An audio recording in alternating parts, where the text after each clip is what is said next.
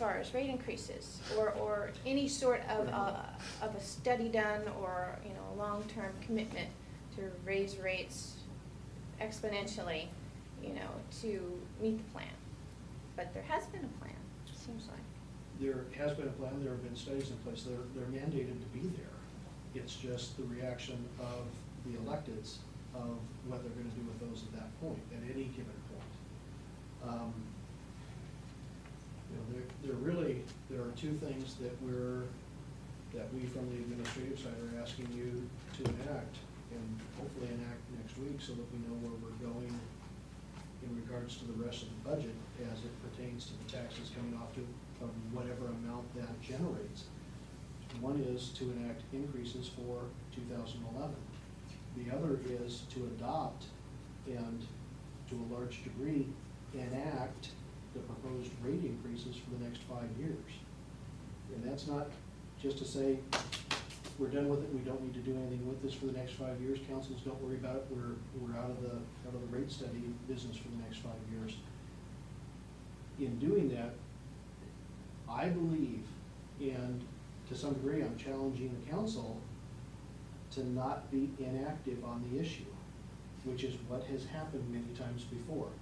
Please adopt 5 years of rate increases and then hold us accountable to come back a year from now and prove to you that those are still valid, the one for the upcoming year, or that we can mitigate those in some fashion, or that for some failure that nobody anticipated or something out there, that they're not adequate. They'll still be looked at on an annual basis, but sans council not wanting to take this issue up again, the utilities will have a safety net that says they were adopted at a given point, and unless the council does something different with those, again, it puts the monkey back on your backs itself. These are going to go in to sustain the utilities so we don't end up, you know, in the same spot. We're not kicking that can down the road and the can just went from being a 15-ounce can to a 3-pound coffee can, because it's going to happen. Make no mistake about it, the regulations are not going to get less. The regulations are going to get greater on every one of us until we either figure out how to create foolproof systems of delivery and disposal, or until, well, it won't even help us to get out of the utility business, because at some point we're still going to have to pay somebody else to do that, and the regulations on them are going to continue to go up as well. So has there been any discussion with regards to my previous question from last week about sunset clauses? And I can understand that there are many different issues that are in play with potential sunset clauses, because what I see about the difference between the baseline increases and the capital improvement cost drivers, which we'd be planning for, is that we've got these known projects, $15 million on the water side and several million on the sewer side, that we know we have to plan for in the next 5 years to become compliant. So I think we're all on board with that. The question is, once those are paid for, however long it's going to take to pay them off, do we expect to have that same increase in the rates, you know, in perpetuity? My answer to that would be potentially, not for the same things. You know, I mean, you've got a tens of millions of dollars in each system, in the water side, and not hundreds of millions.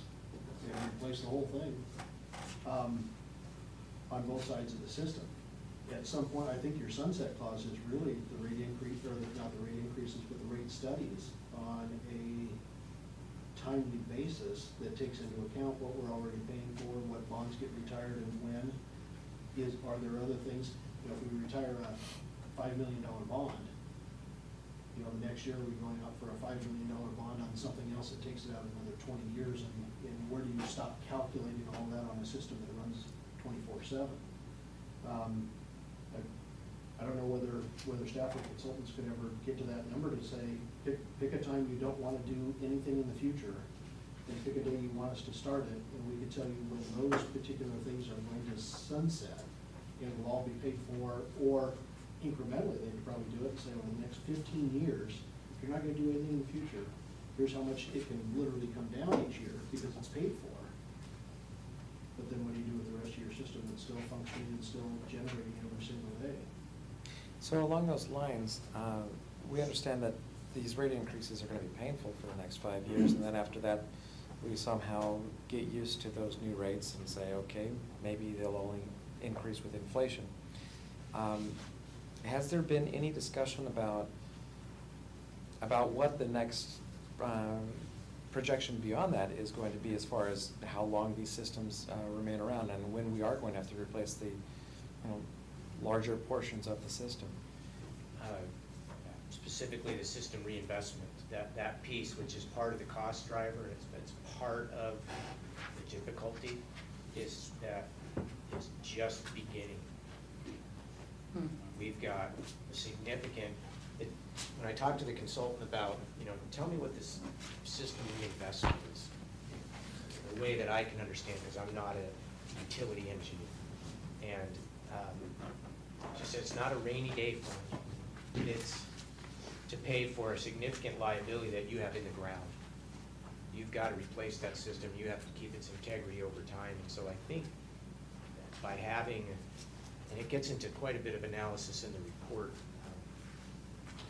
by investing in that reinvestment, you've now captured the ability to pay that debt service, and you've smoothed it out so that you may not need to have 20 years from now big 30% increase because we're not redundant anymore. We need another component to our system to maintain our redundancy and keep our permit. The debt instruments are overlapping, so I tried to think about how I could pick a date in the future after which I could retire an increase, but the increase it goes into effect and then the rates are there. I think what you're asking is, could they be reduced by some amount at some point in the future that we could point to so that we could demonstrate to our constituents that we're doing this for a specific reason. It's not just, we're going to do this and it's good forever. It's hard to be able to quantify what that would be and when that date would be, because it's so far in advance and you just don't know how much of that system reinvestment you're going to have to leverage, what will need to be replaced. I don't know how often is industry standard to do this level of analysis for your 5-year plan, but I would imagine it rolls. It's not every 5 years. You don't wait until 2015 to do this again and go, oh man, look at this. It's probably halfway through this thing. We need to check it out. It's maybe not this much analysis, it's this much. And then every 5, it's here. And that would be the commitment, I think, of the team, would be to stay on top of it for you. Other questions? Questions of staff, comments? There's certainly a public hearing that is scheduled for this next Monday on the increases themselves, that will have a couple of other action items that will be on the agenda for you for some sort of action for Monday.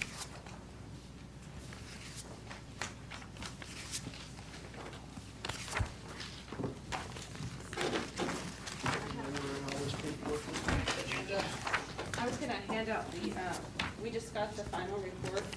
It's 125 pages, so we didn't print it for anyone other than the council right now, but we are going to work on getting the link up tomorrow.